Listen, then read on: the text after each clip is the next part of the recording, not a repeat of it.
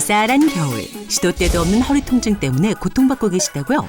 어느 날 갑자기 찾아온 어깨 통증으로 집안일조차 하기 힘드시다고요? 날씨가 추워지면서 부쩍 심해진 무릎 통증 때문에 바깥 출입도 꺼려지신다고요? 겨울철 온몸의 관절이 뻣뻣해지면서 더욱 심해지는 관절 통증. 인공관절 수술, 주사 치료 등 관절 통증의 증상별, 질환별로 치료법도 다양하다고 하는데요. 오늘 이 시간 정형외과 전문의 고용곤 원장, 연세대 의대 재활의학과 박윤길 교수, 장광훈 트레이너와 함께 겨울철 악화되기 쉬운 관절 통증의 다양한 증상과 원인, 알맞은 치료법과 운동법까지 겨울철 관절 통증에 관한 모든 것을 자세히 알아봅니다.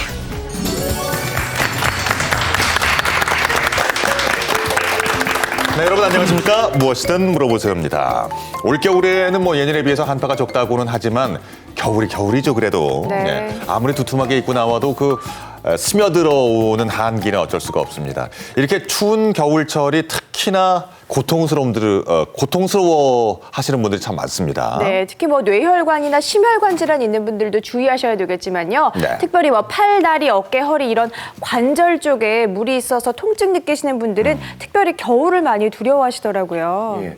날씨가 추워지면 관절 주위에 있는 이 근육이나 인대가 경직되거든요. 그리고 또 혈액순환이 떨어지기 때문에 아무래도 관절이 뻣뻣해지고 통증이 심해질 수 있습니다. 그래서 관절도 추워지면 운동이 제한되기 때문에 겨울철 운동 중에는 꼭 스트레칭 운동을 통해 가지고 해야만이 운동 시에 관절 손상 예방할 수가 있습니다. 네.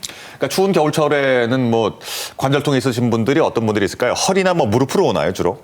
예, 그렇습니다. 관절염이 많이 오는, 통증이 많이 오는 부위가 어깨, 무릎, 허리 등이고요. 아까 말씀하신 것과 같이 관절이 이제 뻣뻣해져서 올 수가 있고 운동 부족으로 또 유연성이 떨어질 수가 있습니다. 그리고 이제 넘어지기 쉽기 때문에 미끄럽고 해서 그때 쉽게 다칠 수 있는 부위가 손목입니다. 그래서 손목 관절도 조심하셔야 됩니다. 네, 두 분의 교수님 말씀을 들어보니까 이 찬바람에 좀 뻣뻣해지기 쉬운 내 몸의 근육, 이 관절을 좀 풀어주는 운동과 스트레칭을 좀 많이 해야겠다는 생각이 드는데요. 장광훈 트레이너께 한번 배워보도록 하겠습니다. 나와주세요.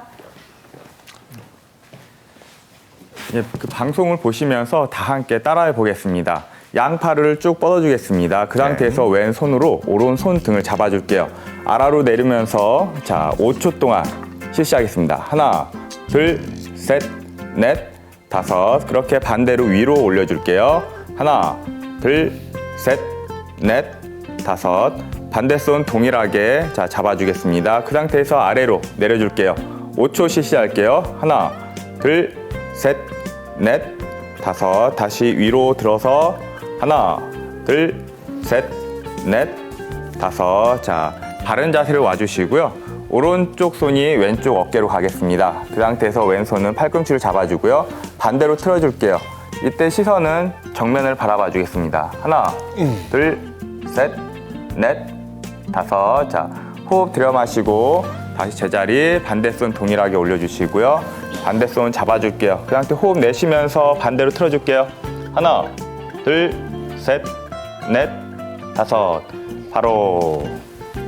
고맙습니다. 네, 수고하셨습니다. 자, 오늘 무엇이든 물어보세요. 이렇게 겨울철에 특히나 많이 발생해진다는 관절 통증을 잡는 특급 비법들 알아보겠습니다. 네, 이 무엇이든 물어보세요에서 방송된 정보는 스마트폰을 통해서도 계속해서 확인하실 수 있습니다. 방법 알려드릴게요. 카카오 스토리 어플리케이션을 다운로드를 받으시고요. 그리고 클릭하셔서 화면 맨 왼쪽에 있는 돋보기 표시를 눌러주세요.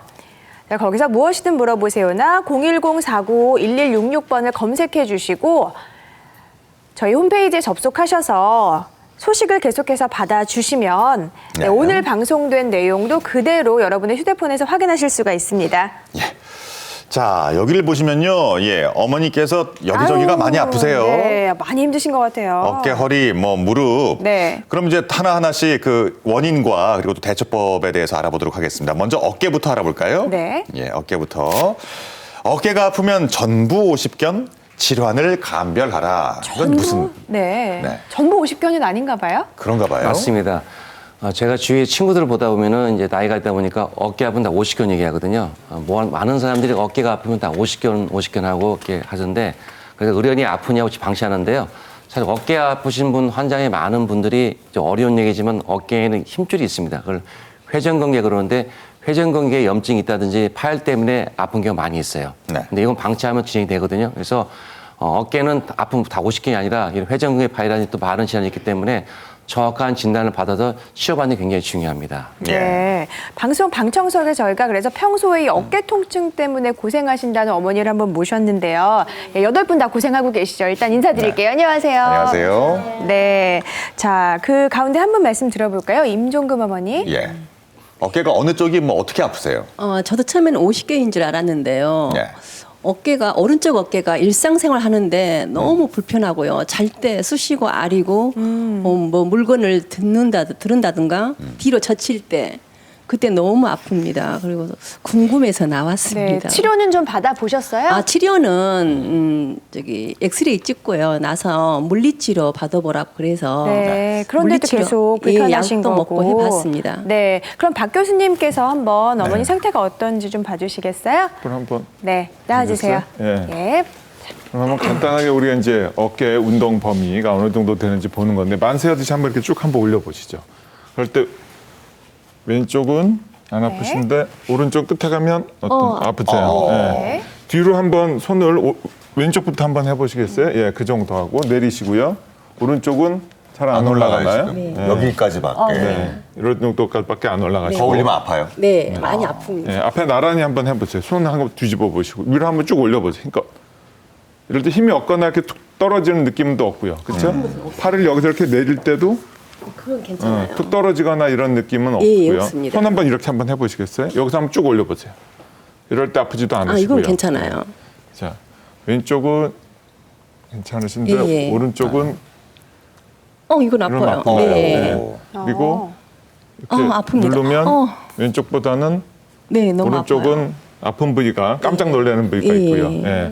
그래서 아마 어깨 굳은 게 일부 조금 있으셔서 뭐 우리가 얘기하는 그런 오십견도 있긴 하신데요. 네. 주로는 인대염, 그러니까 뭐 건염, 힘줄이죠, 힘줄. 힘줄하고 예. 연결된 부위에 이제 그 뼈하고 붙는 부위에 염증이 있을 수가 있고 그게 이제 진행이 돼서 어느 부위를 통과할 때 이렇게 아픈 거를 어깨 충돌 증후군 그러는데요. 네. 그런 거. 네. 이게 더 진행이 되면 이제 일부 근육이 힘줄이 파열될 수 있기 때문에 회전근개 뭐 파열 이런 것까지 연결될 수가 있는데 자세한 거는 또 일반 엑스레이보다는 다른 영상 검사가 좀 네네. 필요할 수가 있습니다. 문제는 여기까지 하고요. 네. 예, 자리해 주시고요. 우리 어머니께서 사진도 갖고 나오셨다고 해요. 예, 엑스레이 사진인가요? 한번 보면서 말씀 나눠보도록 하죠. 네. 임종훈 씨 사진을 찍었을 거예요. MRI 검사 해봤는데 그 MRI, 엑스레이는 뼈를 보는 거고요. MRI라는 것은 뼈 안에 있는 인대나 이런 걸 볼 수 있는데 보시면 하얀 화살표 보이시죠? 네. 이게 정상적인 회전근개 힘줄이에요. 그 힘줄이 이제 어깨를 올려주는 역할을 하는데 정상은 검게 보여야 정상인 거예요. 검게 보이죠? 그런데 우리 그 임종훈님 사진을 보니까 어때 하얗게 보이는 부분 있죠? 네. 파열된 거예요. 그러니까 어깨에 들어서 어깨 운동을 해주는 인대가 파열돼 가지고 회전근개 그러거든요. 파열돼서 굉장히 어깨가 들어오기 힘드시고 통증을 유발하고요. 회전근개 파열되면 박 교수님 말씀한 것처럼 어깨를 누르지 못하기 때문에 충돌이 이렇게 뼈하고 뼈 부딪혀 아프신 거기 때문에 우리 임종훈님은 아마도 수술이 필요하지 않나 생각합니다. 네, 정말 수술이 필요하다고 두 분 교수님께서 진단을 내리실 정도로 상태가 안 좋으신데 네네. 결과 들어보니까 어떠세요? 너무 깜짝 놀랐고요. 상상도 안 해보았어요. 네. 회전근개 파이라는 것은. 그러면 수술을 하면은 네. 어느 정도 완치가 다 되나요? 아니면은 네. 어떤 수술인지. 회전근개 파열이 되면은요. 네네. 일단 회전근개가 뼈를 누르는 역할을 하거든요. 네네. 근데 누르지 못하니까 이게 치고 올라가도 아프고 밤에 심하게 아프실 거예요. 예, 끙끙 앓으시고 그다음에 손이 잘 안 움직이거든요. 예, 예. 그래서 수술하게 되면은 사진 보시면은 말 그대로 파열됐으면 봉합해줘야겠죠. 네. 그래서 우리가 이제 유아품 위내시경 하는 것처럼 어깨에도 관절 내시경을 넣을 수가 있어요. 보면 저기 예. 보여요. 보시면은 이렇게 네. 파열된 부분, 오. 하얀 부분 사이에 뭐가 파여 있죠. 네. 이게 인대가 파열돼가지고 없어진 부분들이에요.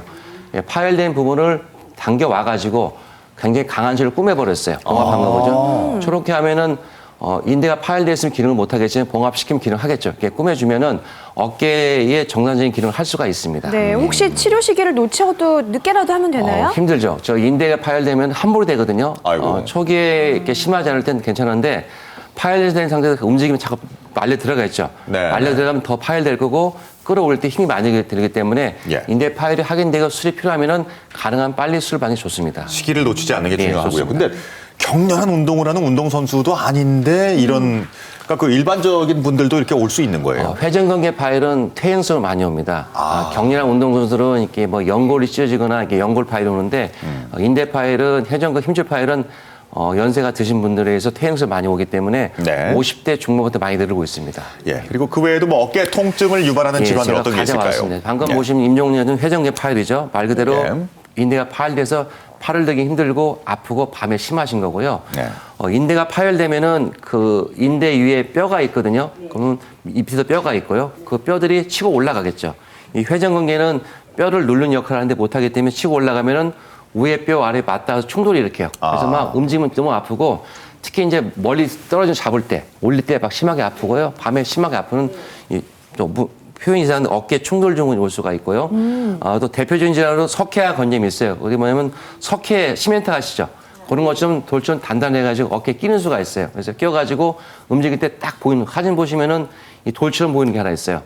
이게 딱 껴가지고 막 통증을 일으키는데 가만히 있으면 괜찮아요. 갑자기 심한 통증이 올 수 있어요. 이게 석회 건염이 올 수가 있고 그리고 이게 다 진행이 돼서 결국은 퇴행성이 와서 가만히 있어 아프고 움직이지 못하는 퇴행성 관절이 올 수가 있기 때문에 어깨 질환은 이렇게 50개만 있는 게 아니라 여러 가지 질환을 볼 수가 있습니다. 네. 아까 그 회전근개 파열의 경우에는 그 안에 내시경으로 수술하셨잖아요. 네, 예. 다른 질환들도 그럼 같은 수술법으로 치료를 하나요? 보통 내시경이라는 것은 우리가 위 아프면 위 내시경 하는 것처럼 관절에도 내시경을 넣어서 관절 내시경 할 수가 있어요. 네. 어깨에서 주로 하는 관절 내시경 수술 적응증은 회전근개 파열뿐만 아니라 충돌 증후군. 충돌 증후군은 붙는다고 그랬죠. 뼈가 맞닿아서 아프기 때문에 걸리겠죠. 그래서 내시경을 통해서 맞닿는 부분을 이렇게 없어지면 되는 거예요. 그래서 내시경을 통해서 이런 충돌 증후군이라든지 맞닿는 부분 없어지고요.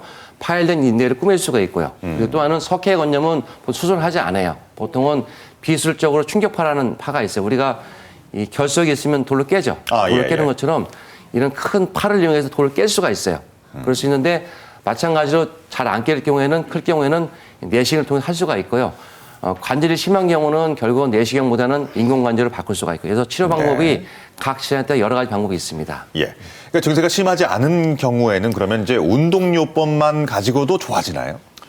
예, 그렇습니다. 그래서 뭐 운동요법만으로 뭐 설명할 수는 없지만 예. 보통 이제 어깨 통증이 심하지 않은 경우는 이런 손상이 아주 심하지 않은 경우는 우리의 약물이나 아니면은 주사 치료를 통해서 아니면 또 그냥 시간이 지나면서 저절로 이렇게 없어지게 됩니다. 근데 이제 문제는 통증이 사라진 후에 어깨가 굳는 수가 있어요. 근데 어깨가 굳으면 운동 범위가 줄어들면 우리가 경우에 따라서는 굳어진 기간의 2~3배 이상 오래 회복하는데 시간이 걸릴 수가 있기 때문에 꼭 아파도 이런 유연성 운동을 해야 되고 또 하나 회전근개 파열이 있다고 하면 해당 근육을 좀 강화시켜서 더 손상이 방지되는 것을 예방할 수도 있습니다. 네. 그렇다면은 어깨 통증을 잡고 좀 부드럽게 만들어줄 수 있는 운동 몇 가지 배워볼게요. 나와주세요. 네. 우리 임종금 어머니 함께 배워보겠습니다. 수건을 잡아줄게요. 자. 우선 집에서 쓰는 수건을 이렇게 준비를 해주시겠습니다. 오른손으로 잡아주시고요. 뒤로 이렇게 넘겨주겠습니다. 그 상태에서 자, 양 끝을 잡아주시고요. 호흡을 들여 마시고 호흡을 내쉬면서 위로 쭉 당겨줄게요. 후, 하나, 둘, 셋, 넷, 다섯. 다시 원위치. 그 상태에서 아래로 다시 한번 내려갈게요. 하나, 둘, 셋, 넷, 다섯. 자, 반대손 따라해 볼게요. 자, 그 상태에서 똑같이 반대손 잡고 뒤로 넘겨주겠습니다. 자, 그 상태에서 자, 가동 범위 가능한 데까지만 올려줄게요. 시작. 어머니 뒤돌아서 해보실까요? 하나, 둘, 셋, 넷, 자, 그러면 다섯. 여기서 좀 보여드릴게요. 자, 네. 너무 많이 자, 그 힘들게 상태에서 안 하셔도 천천히 되죠? 내리시면서 원위치. 다시 한번 아래로 내려가겠습니다. 하나, 둘, 셋, 넷, 다섯. 다시 원위치에서 자, 바로 자, 다시 한번 할게요. 위로 천천히 올릴게요. 하나, 둘, 셋, 넷, 다섯. 바로 자. 너무 내가 할 수 없는 범위에서 운동을 실시하게 되시면요, 어깨 부상 위험이 있고요. 이 동작들은요, 오십견 예방에 좋은 운동으로서 꾸준히 해주시면 많은 도움이 되겠습니다. 네. 자, 그 다음은 회전계에 도움되는 운동을 한번 해보겠습니다. 이건 뭐 스타킹이네요. 예, 집에서 그 못 쓰는 스타킹 이렇게 준비를 해주시고요. 양 끝을 잡아주겠습니다. 그 상태에서 바닥에 내려놓으시고요. 어깨 넓이로 밟아줄게요. 자, 바른 자세 서주시고요. 손 등이 앞을 본다는 느낌으로 옆으로 천천히 벌려줄게요. 아, 이렇게. 이때 호흡은 내쉬어주겠습니다. 5초. 하나, 둘, 셋, 넷, 다섯. 호흡 들여 마시면서 다시 내려주시고요. 다시 한번 시작해 볼게요. 준비, 시작. 천천히 손 등은, 그렇죠. 손 등이 하늘을 보게 되면요. 어깨 부상이 있으니까요. 손 등이 앞을 볼 수 있게 바로 천천히 내려주시고요. 뒤에 있는 근육들이 자극받을 수 있게 한 번만 더 올려볼게요. 시작. 천천히 손등이 앞으로 보게. 그렇죠. 하나, 둘, 셋, 넷, 다섯. 바로 이 동작을 반복해 주시면요. 예. 우리 어깨 근육을 주가하는 회전근개 이쪽에 도움이 많이 되겠습니다. 네. 자, 감사합니다. 자리해 주세요. 예, 수고하셨습니다. 네, 이렇게 운동을 배워봤는데요. 우리가 평상시에 어깨 건강을 위해서 실천해 봄직한 뭐 그런 그 생활 습관이 좀 있을까요? 예, 그 어깨에 문제가 일으키는 것은 퇴행성 변화, 그러니까 나이가 제일 관계가 있지만 또 꼭 그렇지만도 않은 것이 많이 쓰게 되면 젊은 나이에서 이렇게 관절이 손상이 올 수가 있게 됩니다. 그래서 안 좋은 습관이라든지 잦은 외상 이런 것들이 좋지가 않은데 아까 뭐 말씀 계속 나왔던 회전근개 손상이 있는 분들은 손을 이렇게 머리 위로 올리는 이런 동작을 좀 피해야지 그 자극을 줄일 수가 있습니다. 예를 들면 그런 활동이 많은 운동, 뭐 배드민턴이라든지 배구라든지 아니면 수영 좋아하시는 분들은 자유형처럼 어깨 관절을 많이 움직이는 그런 동작을 좀 피하시는 게 좋고요. 무거운 물건을 이렇게 자주 든다든지 뭐 이렇게 뻗쳐서 이렇게 많이 들라고 하다가 이제 문제가 생기기 때문에 그런 직업이나 뭐 일을 하시게 되면은 주의를 하셔야 되고 요즘에 이제 컴퓨터 이런 거 많이 하시는데요. 같은 자세로 이렇게 오래 있는 게 좋지가 않습니다. 더군다나 이렇게 쪼그리고 이렇게 앉아 있는 그런 자세는 좋지가 않기 때문에 중간중간 자세를 바꿔주셔야 되고요. 또 중요한 게 이제 뭐 운동 배우셨지만 짬짬이 우리가 이제 근력 운동이라든지 유연성 회복 운동이라든지 이런 걸 통해서 예방을 할 수가 있습니다. 네. 자, 그러면 이번에는 인터넷을 통해서 여러분이 보내주신 궁금증 질문 확인해 보겠습니다. 열어주세요. 네. 자, 앉고 일어날 때 무릎에서 우두둑 소리가 심하게 납니다. 저도 가끔 그런데요. 다 나지 않아요? 이거 관절염일까요? 퇴행성인가 예, 그러면? 아닙니다. 아니에요? 그 제 딸도 물어본 질문인데요. 많은 분들이 물어보시는데 예. 관절염 하면은 말 그대로 연골이 닳아서 뼈하고 부딪히게 돼 있잖아요. 그래서 많은 사람들이 일어날 때 소리 나면 연골이 닳아서 부딪히는 생각하는데 부딪히는 원인은 여러 가지가 있거든요. 그러니까 연골이 닳아서 아프다 그러면 관절염 의심하고요. 좀 연골이 닳아서 부딪혀서 아프다 의심되는데 단순히 소리 나는 경우는 걱정할 필요 없어요. 관절에는 많은 주위에 근육이나 인대가 있기 때문에 이것에 부딪힐 수 있기 때문에요. 단순히 통증이 없고 소리 나는 경우는 그 근본 원인을 찾는 게 중요합니다. 아, 예. 그렇군요. 걱정하지 말래요. 네. 자, 다음 소개해 드릴게요. 자, 관절염에 도가니탕이 정말 좋은가요? 먹으면 가나요? 일부러 저도 이제 많이 먹는데. 예. 네. 예, 사실 이제 도가니탕의 성분 중에는 우리 이제 인체 관절에 그 연골 성분에 해당하는 것들이 있긴 하는데요. 말씀하신 대로 이제 먹으면 일로 가야 되는데 그렇지가 않죠. 그래서 연골은 이렇게 재생이 잘 안 되는 그 부위고요. 먹어서 이렇게 잘 가지가 않습니다. 근데 우리나라에서는 이렇게 병을 음식으로 이렇게 다스리려고 하는 그런 경향이 있는데 네.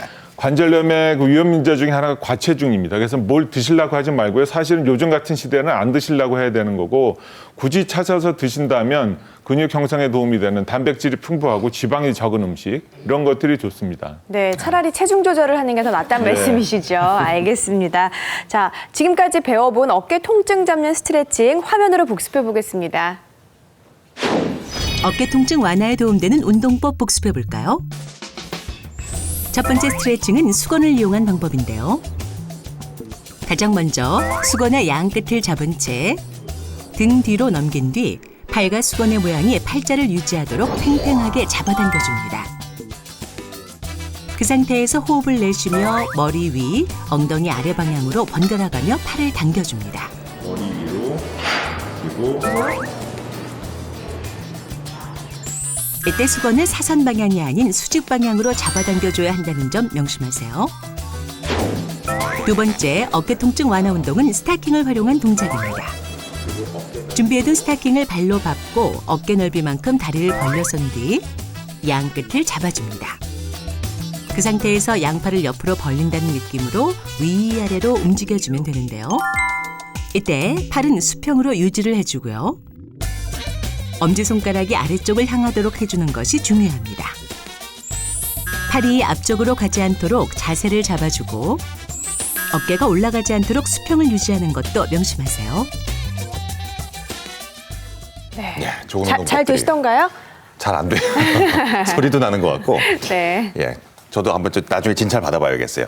자, 겨울철에 관절 통증을 잡는 특급 처방전. 이번에는 이제 어깨에 이어서 무릎으로 내려옵니다. 첫 번째는요. 이겁니다. 약과 주사 무조건 맹신해도 무조건 피해서도 안 된다. 그 겨울철 되면 많은 분들이 이제 병원에 오시거든요. 그래서 이제 약을 처방해달라는 분, 또 무리에 주사를 달라는 분 있는데요. 보통 퇴행성 관절염이 오면은 물론 연골이 하나도 없어서 맞닿아서 아픈 거겠지만은 통증의 원인이 그것만 있는 게 아니라 염증 때문에 아플 수가 있어요. 그래서 퇴행성 관절 연골손이 심하지 않더라도 아프신 경우는 이 관절 내에 염증 때문에 붓거나 아플 수가 있거든요. 이럴 경우는 의사 약물을 처방하거든요. 그래서 약을 처방하고 또 심한 경우는 관절 내에 주사를 놓긴 하는데 많은 사람들이 뭐 약 한 방에 주사 한 방에 낫는지 알고 있어요. 근데 그러지는 않고요. 퇴행성 관절의 가장 근본적인 원인은 이런 염증이 아니라 연골이 없어서 맞닿기 때문에 이런 약을 먹는다든지 주사를 맞는다고 해서 연골이 생기지는 않아요. 그래서 맹신해서는 안 되는데 네.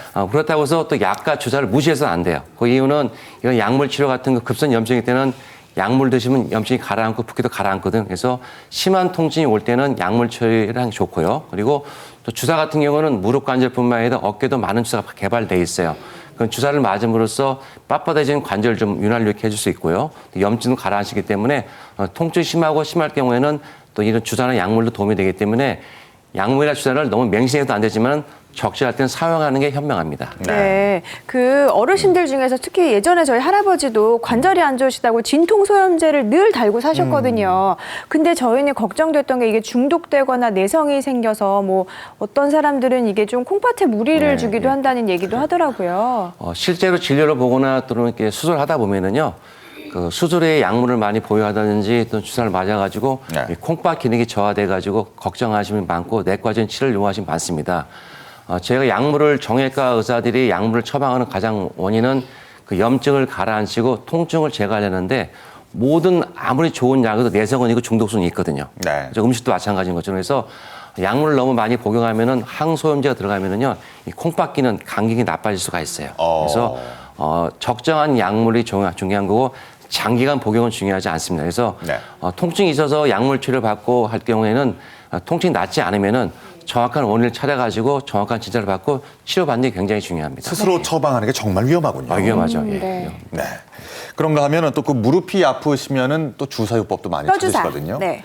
그 뼈주사가 정말 그 효과는 아주 그냥 그대로 온다는데 바로 온다는데 이 부작용이 좀 어때요? 네. 말이 좀 무섭죠. 뼈 주사를. 네. 뼈에다 직접 넣는 건 아니고요. 네. 사실은 뼈의 관절에다가 스테로이드라고 하는 그 강력한 소염제를 갖다 넣는 겁니다. 염증을 억제시키는 거죠. 그래서 염증이 그 가라앉기 때문에 붓는 것도 빠지고 통증도 완화가 되는데 사실 이거를 이제 반복해서 여러 번 하기는 어려워요. 부작용이 있어서. 그래서 단기간 동안의 효과를 위해서 우리가 쓰지만 반복을 자주 하는 거는 쉽지가 않아서 의사들도 한 3개월 이내에는 다시 그것을 주사하거나 처방받는 것을 권고하지는 않습니다. 그렇군요. 특별히 무릎 통증 때문에 고생하시는 우리 장경숙 어머님 말씀 좀 들어볼게요. 무릎이 언제부터 안 좋으셨어요? 안 좋은 건 2010년부터 안 좋았고요. 네. 심하게 아픈 거는 2, 3년 됐는데 네. 교통사고가 오른쪽 수술을 했는데 왼쪽으로만 쓰다 보니까 좀 심하게 아팠어요. 그래서 이 병원 가면 수술하라 그러고 저 병원 가면 수술 아직 하지 말라 그래서 궁금해서 왔습니다. 그러니까 뭐 생활에 지장을 줄 만큼 아프세요. 예, 지금 조금 서 있기도 힘들고요. 한 시간 정도 서 있으면 한 30분은 좀 쉬어야 되고 걷는 것도 한 20분 정도 걷는 거 외에는 좀 많이 걷다 싶으면 힘들어요, 다리가. 네. 네. 원장님 좀 봐주시겠어요? 예, 봐드릴게요. 예. 나와보시겠어요? 한번 이리 와보세요. 한번. 네. 좀 저시네요. 예, 앉아보세요. 예. 걸음걸이가 지금 벌써. 다리를 저- 저는 정도로, 걸음걸이를 봅니다. 예. 보는데 네, 네. 의사들이 이제 이 진료실 들어올 때 걸음걸이 그다음에 모양부터 알 수 있는데 좀 다리가 휘어가고 그러지는 않으셨어요? 어떠셨어요? 아, 저는 못 느꼈는데 예, 예. 뒤에서 언니들이랑 네. 남들이 볼 때 예. 많이 쉬었다 그러더라고요. 그래서 예. 어느 순간 제가 거울을 한번 봤더니 예, 예. 흰 게 보이더라고요. 예, 그러시죠. 아이고. 네.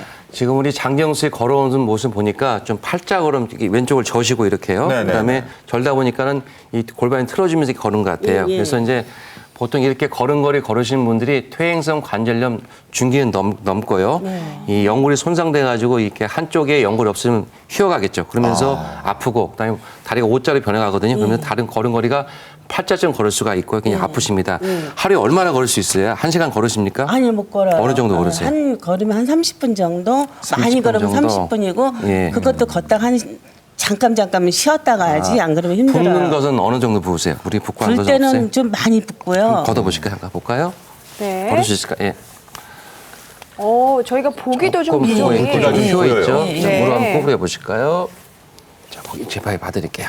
자, 그러니까 무릎뼈가 여기 안 보일 어떠세요? 정도로 부어 있으세요 지금. 아프세요? 예, 아프시고요? 아파요. 예. 여기는 어떠세요? 거기는 괜찮아요. 아프시고? 예. 이게 제일 많이 아프시. 거기하고 양쪽 여기가. 이쪽 연골 있는 부분이거든요. 네. 이게 연골이 닳아가지고 뼈하고 아맞닿기 때문에 아프신 건데 아마 제가 같이 엑스레이를 보면은 연골이 상당히 없을 것 같아요. 네네. 예. 한번 원장님 나와주세요. 그 저희가 사진 준비했는데 한번 네네.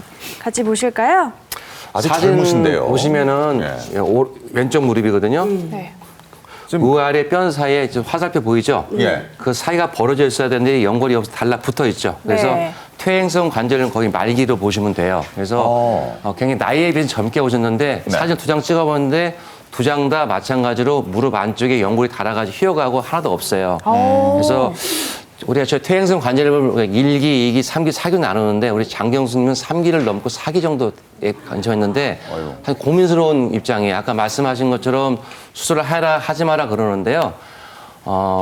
사실 수술하기는 조금 젊으신 나이세요. 요즘은 오래 사시지 않습니까? 그래서 일단 제가 선택을 한다면은 가능하면 자기 관절을 살릴 수 있는 방법을 고민해 볼 것 같아요. 뭐 연골 재생이라든지 또 다리 휜 걸 잡아주면 축을 잡아주면 그쪽이 살릴 수 있거든요. 그렇게 하는데 아까 제가 여쭤볼 때 많이 못 걸은다고 했잖아요. 그래서 또 많이 못 걸으시면 한번 인공관절 고려하면 한대요. 좀 정밀관을 통해서 연골이 하나도 없으면은 인공관절 고려해서 할 수 있는데 가능하면 살리는 쪽으로 고민해 보겠습니다. 네. 자, 그럼 장경숙 어머님이 느끼셨던 것 같은 그 무릎 관절염 통증 증상들 어떤 것들이 있을까요? 가장 흔한 것은 통증이죠. 네. 그러니까 관절에 연골이 없으면은 아무래도 이 뼈는 부러지면 아프지 않습니까? 그래서 많이 걷고 나면은 무릎이 2, 3일 동안 계속 아플 수가 있고요. 네. 그리고 계단을 오르내릴 때 압력이 가기 때문에 더 아파요. 계단 오를 때 아플 수가 있고요. 또 흔한 것들이 일어날 때 아파요. 앉았다 일어날 때 어떠신 분은 자꾸 일어나거든요. 일어날 때 무릎이 아파서 잘 일어나지 못하시고 걷다 보면 힘이 빠진 것이 주저앉는 느낌이 들 수 있어요. 뭐 인대 같은 연골이 없어 그럴 수 있거든요. 그리고 또 한 가지는 많이 걸으면 당연히 붓고 아프고 부으면 문제가 되는 건데 이런 5가지 증상 중에서 한 2-3가지가 있으면 내가 퇴행성 관절로 가고 있구나 한번 의심할 수가 있습니다. 자, 그러면 이번에는 평상시에 우리가 좀 배워두면 상당히 큰 도움이 되는 무릎 통증 잡는 운동 한번 배워보도록 하겠습니다. 나와주시죠. 나와주세요. 자, 함께 배워볼게요. 지금 제가 도와드리는 운동들은요, 관절염이 심하신 분들은 구부리는 동작에 주의를 해주시고요. 관절염 초기 중기이신 분들한테 예방되는 그런 동작들이 되겠습니다. 먼저 의자를 준비를 해주시겠습니다. 의자 앞 부분에 편하게 앉아주시고요. 오른쪽 무릎 먼저 가볍게 들어서 손을 깍지 껴서 잡아주겠습니다. 그 상태에서 무릎 쪽으로 가볍게 당겨주면서 의자 등받이에 가볍게 기대줄게요. 5초 할게요. 하나, 둘, 셋, 넷, 다섯. 다시 호흡 들여 마시면서 원위치 와주시고요. 반대손 동일하게 이용해서 반대 무릎을 잡아주겠습니다. 반대 무릎을 들어서 천천히 잡아주시고요. 그 상태에서 가슴으로 당겨주면서 등은 의자 등받이에 붙이겠습니다. 하나, 둘, 셋, 넷, 다섯. 바로. 자, 다음은 쿠션을 이용해가지고 무릎 통증 운동을 한번 진행해 보겠습니다. 쿠션이요? 예. 자, 집에서 사용하시는 이런 쿠션 하나를 준비를 해주시고요. 무릎 꿇은 자세에서 종아리 위에다가 쿠션을 위치를 시키겠습니다. 그 상태에서 앞손은 나란히 해주시고요. 중심을 잡으면서 엉덩이로 쿠션을 눌러주면서 무릎과 무릎 사이를 편하게 스트레칭을 해주겠습니다. 5초 진행하겠습니다. 하나, 둘, 셋, 넷, 다섯. 다시 호흡 들여 마시고 스톱. 자, 그 상태에서 다시 한번 실시를 해보겠습니다. 손 앞으로 들어주시고요. 자, 다시 천천히 뒤로 앉아줄게요. 호흡 후 내쉬면서 하나, 둘, 셋, 넷, 다섯. 다시 원위치 하겠습니다. 자, 이걸 몇 회씩 하면 좋은가요? 이제 3회씩 진행하시되 5에서 10초 정도 진행을 해주시면 되겠고요. 가동 범위 안에서 부상 없이 진행을 해주시면 되겠습니다. 예, 네, 수고하셨습니다. 감사합니다. 자리해 주시고요. 네, 이렇게 그 무릎 관절을 위해서는 계속해서 운동을 해주는 것도 중요하지만 부담을 가는 자세는 피하는 게 좋다면서요? 예, 맞습니다. 그래서 여기 차트를 보시면 무릎 관절에 가는 발생 위험도라고 되어 있는데 사실 이제 무릎에 가는 그 압력, 그 부하 이런 거를 나타내는 겁니다. 그래서 다리를 쭉 뻗고 누워 있을 때는 무릎에 가는 것은 이제 거의 없죠. 한 30도 정도 구부릴 때까지 괜찮은데요. 네. 점점 더 구부려서 우리 양반 다리 하고 있으면은 한 20 정도로 올라가고 서 있으면 또 체중이 그 부하가 되기 때문에 점점 올라가고요. 계단 오르고 내릴 때 더 올라가고 쪼그리고 앉아 있게 되면 점점 이게 증가가 됩니다. 그래서 제일 안 좋은 게 오리걸음 하는 겁니다. 그래서 무릎이 뭐 좋은 분들은 다 하셔도 됩니다. 젊은 분들은 오리걸음 해도 되는데 네. 나이 드시거나 무릎이 안 좋은 분들은 이 아래 이제 부담이 가는 것들은 피하셔야 되죠. 네, 손빨래 하시면 안 되겠어요. 글쎄 물걸레질도 조금만 줄여야 되겠어요. 예. 저도. 네. 자, 무릎 통증. 무릎 통증에 대한 처방전입니다. 자, 두 번째 열어보겠습니다. 인공관절 수술은 때가 있다. 함부로 하지 마라. 아까도 말씀하셨듯이 너무 일찍 하지 말라는 뜻인가요? 예, 맞습니다. 특히 인공관절은 결국은 관절이 연골이 없어가지고 뼈하고 뼈 맞닿고 다리가 휘기 때문에 아픔 때문에 하는 거거든요. 근데 인공관절은 정형외과 의사로서는 좀 큰 수술이거든요. 그래서 신중을 기해야 돼요. 특히 요즘처럼 오래 사시는 경우에는 함부로 하면 안 되는데 보통 인공관절 수술 받으신 분이 가장 많은 질문이 얼마나 씁니까를 물어보시거든요.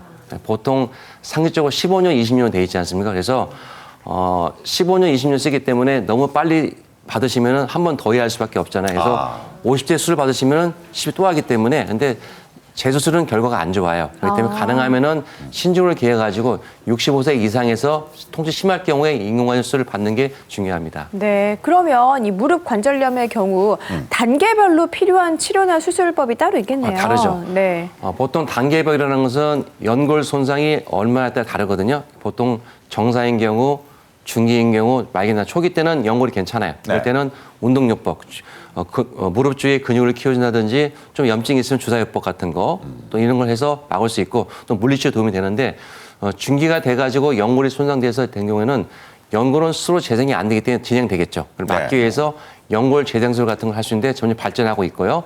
결국 말기가 돼서 보시는 것좀 다 달라붙었어요. 그런 경우 휘었고 아프거든요. 이럴 때는 나이가 65세가 넘었으면은 인공관절 수술을 할 수 있는데 최근에는 이 수술의 정확도를 높이기 위해서 맞춤형 인공관절이 많이 발전되고 있습니다. 네. 그러니까 관절 자체의 변형이 오면은 말기라고 예, 보는군요. 말기로 보시면 됩니다. 그럼 이제 인공관절을 이제 이렇게 수술로 해 넣는다고 할 때 이게 네. 아무래도 큰 수술이고 네. 그러다 보니까 좀 부담이 되지 않을까 싶기도 하고요. 또 네.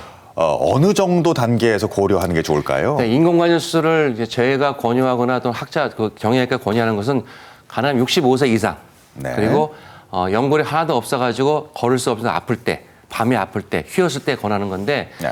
인공관절 수술은 많이 보편화된 수술이에요. 사실은 우리나라도 많이 보편화되어 있는데 중요한 건 정확성이 중요하거든요. 우리가 관절 수술할 때 휜다리를 피지 않습니까? 그런데 수술이 잘못돼가지고 이 축을 잘못 맞추면은 무릎 한쪽에 하중이 많이 가기 때문에 인공 연골의 수명을 빨리 단축할 수가 있어요. 그리고 수술 시간이 길어지면은 많은 합병증들이 올 수 있어요.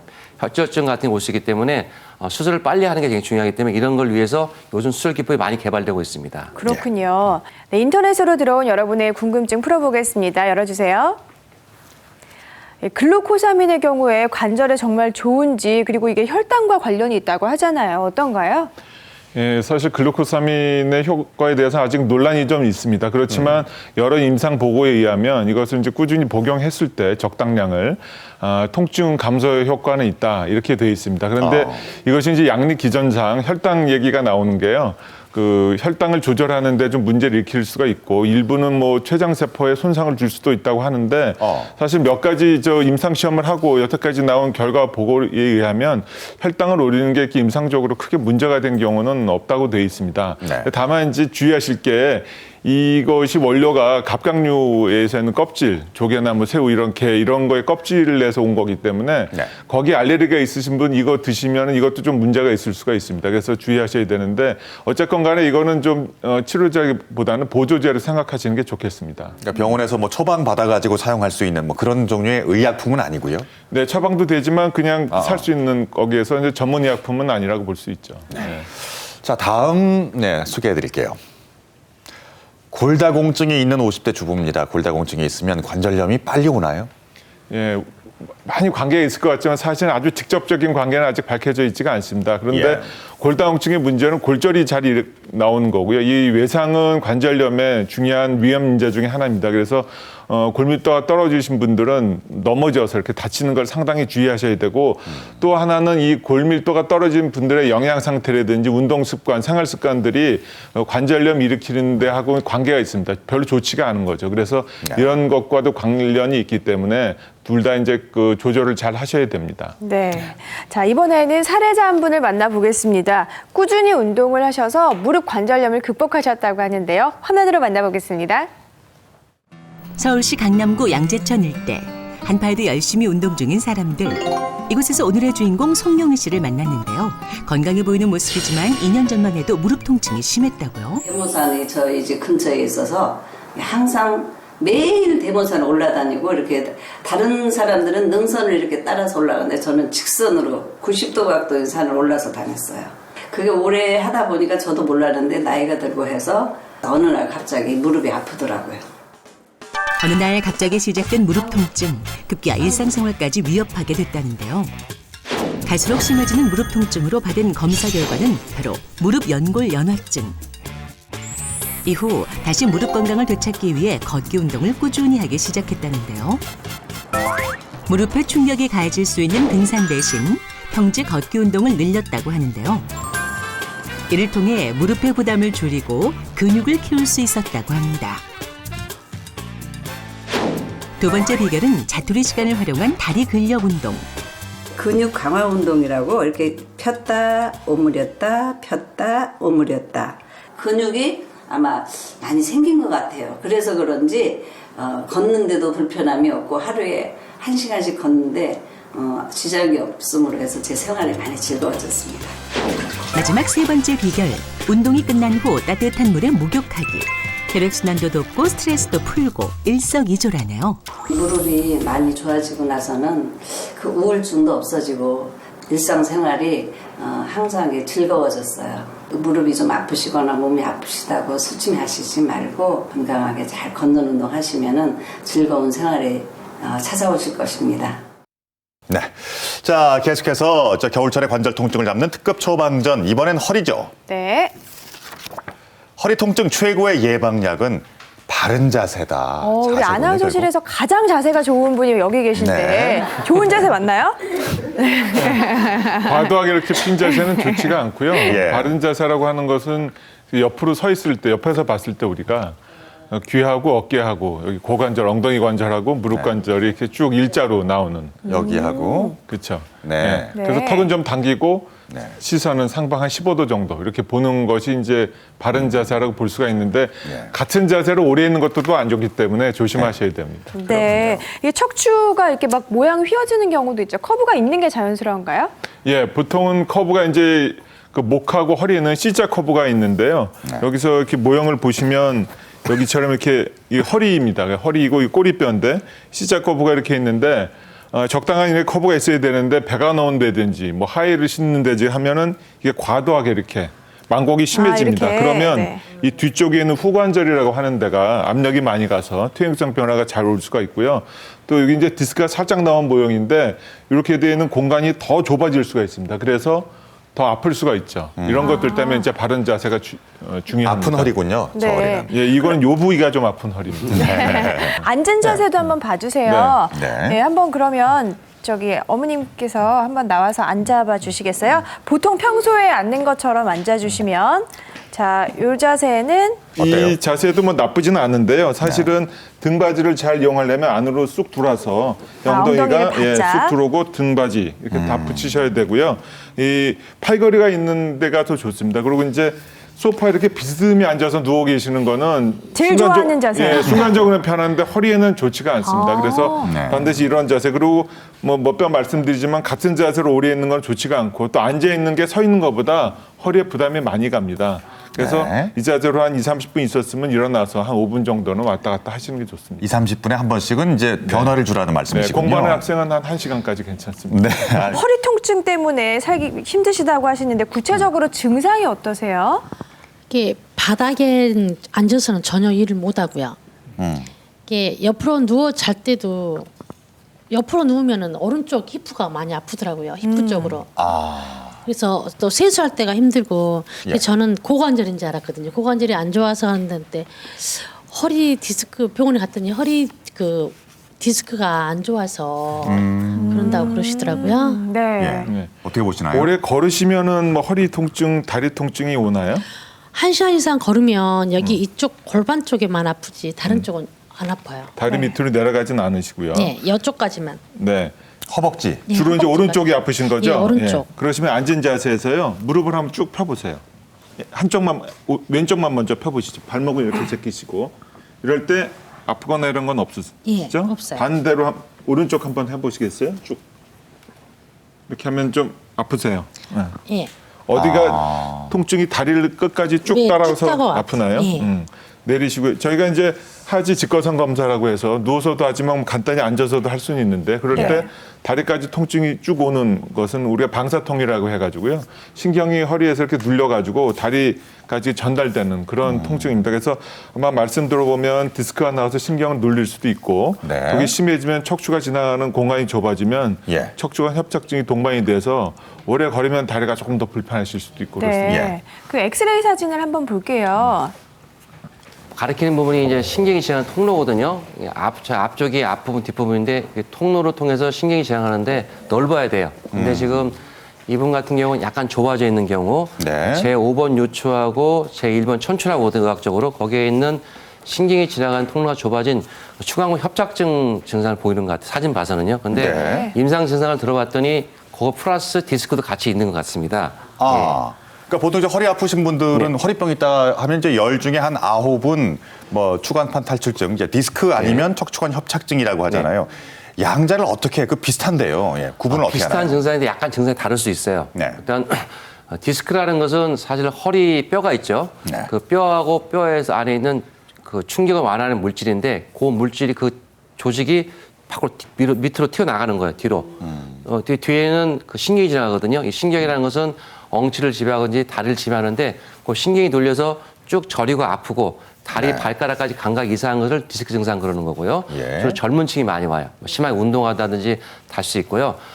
또 노화가 와서 퇴행성으로 하게 되면은 이 디스크뿐만 아니라 신경이 지나는 통로가 아까 있다고 말씀드렸잖아요. 네. 그 통로에 있는 많은 조직이 있어요. 뭐 인대, 황색 인대, 인대들이 있는데 그 인대들이 두꺼워져요.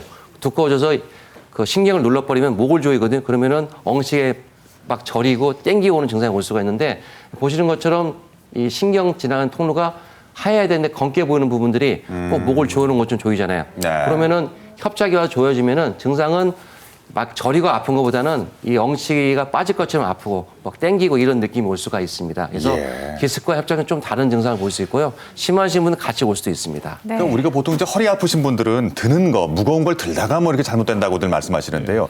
자세나 뭐 이런 것들 중에서도 어떤 원인들이 가장 많은가요? 예, 말씀하신 것처럼 허리를 구부리는 동작이 안 좋고요. 그렇게 그래요?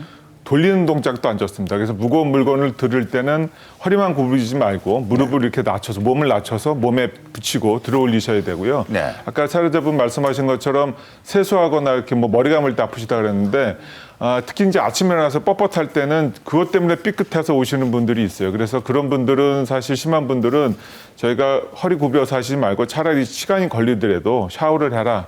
이렇게 말씀을 드리고요. 뭐 무거운 가방 한쪽으로 매는 것은 좋지가 않습니다. 그래서 가능하면 배낭처럼 이렇게 양쪽으로 매는 가방, 또 무거운 거는 나눠서 이렇게 갖고 다니시는 게 중요합니다. 네. 자, 계속해서 허리 통증과 관련돼서 허리 통증을 잡을 수 있는 특급 처방전 최고의 치료제는 근육이라고요. 근육. 어떤 이유죠? 예, 사실 뭐 우리가 쉽게 생각하면 뼈가 있으면 우리 몸을 다 지탱해 줄 것 같지만 그 주위에 붙어 있는 힘줄, 인대 또 근육이 바깥에 있는 근육이 중요한 역할을 합니다. 쉽게 생각하시면 이제 건물이 있는데 철골만 있다 그래서 그렇게 잘 유지가 되지 않죠. 콘크리트가 튼튼해야 되는 것처럼 콘크리트 약해지면 우리 몸에 무너질 수가 있고요. 특히 이제 연세가 드시면서 근육량이 저절로도 줄어듭니다. 그래서 허리 주변의 근육을 튼튼하게 하는 것이 허리 통증을 예방하는 중요한 방법 중에 하나입니다. 자, 이번엔 운동을 배워볼 텐데요. 허리 통증을 잡는 운동 중에서도 특히 척추관 협착증을 잡아주는 운동입니다. 배워보겠습니다. 네, 나와주세요. 먼저 바닥에 편안하게 엉덩이를 대주시고요. 그 다음에 천천히 등을 대주겠습니다. 자, 그 상태에서 무릎을 가볍게 들어서 손으로 감싸줄게요. 그 상태에서 가슴으로 쭉 당겨줄게요. 5초 버틸게요. 하나, 둘, 셋, 넷, 다섯. 자, 천천히 풀어주시고요. 호흡 들어 마시고 다시 한번 당겨드릴게요. 자, 하나, 둘, 셋, 넷, 다섯. 그 상태에서 두 다리를 쭉 뻗어주겠습니다. 오른발 먼저 들어서 5초 동안 버티겠습니다. 시작. 하나, 둘, 셋, 넷, 다섯. 천천히 내려주시고요. 자, 반대다리 동일하게 들어줄게요. 발은 배꼽 쪽으로 바라볼 수 있게 해줄게요. 높이 하나, 올릴수록 좋아요. 둘, 셋, 넷. 가동 범위 안에서 해주시는 게 가장 좋고요. 네, 천천히 내릴게요. 네, 통증을 느끼기 전까지. 그렇죠. 그 자신이 올릴 수 있는 범위까지만 함께 올려주겠습니다. 양 다리를 붙여가지고요. 함께 올려줄게요. 시작. 올릴 수 있는 데까지만 올려주세요. 그렇죠. 자, 하나, 둘, 셋, 넷, 다섯. 천천히 내려주세요.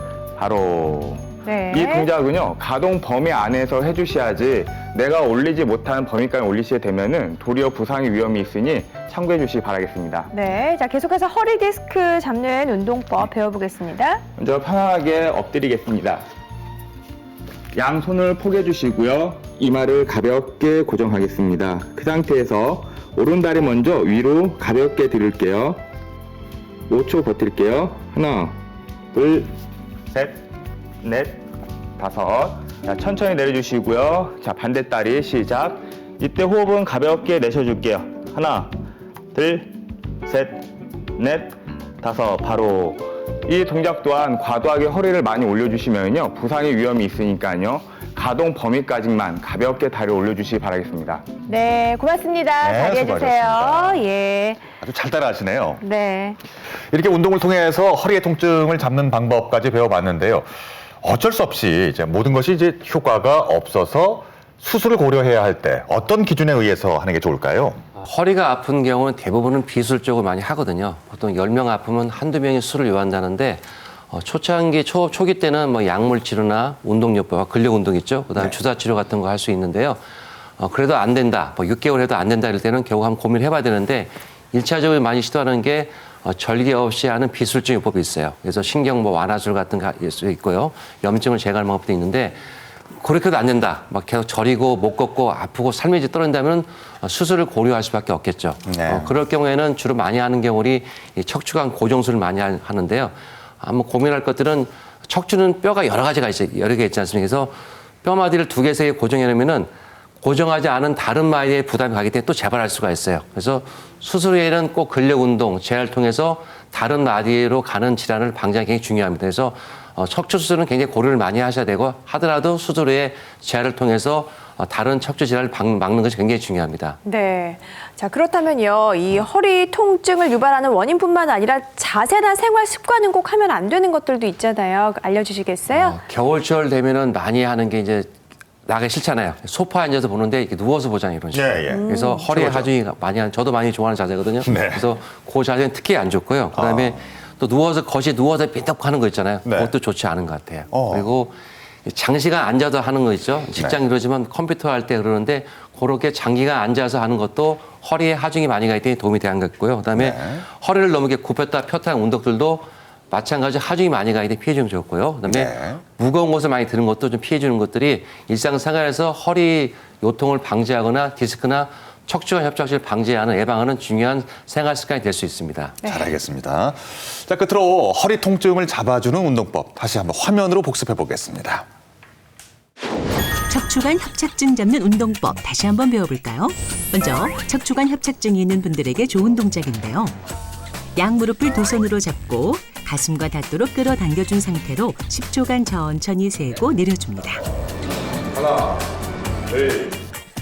이때 머리는 들지 말고 바닥에 편하게 둔 상태로 해주세요. 척추관 협착증에 좋은 두 번째 운동법.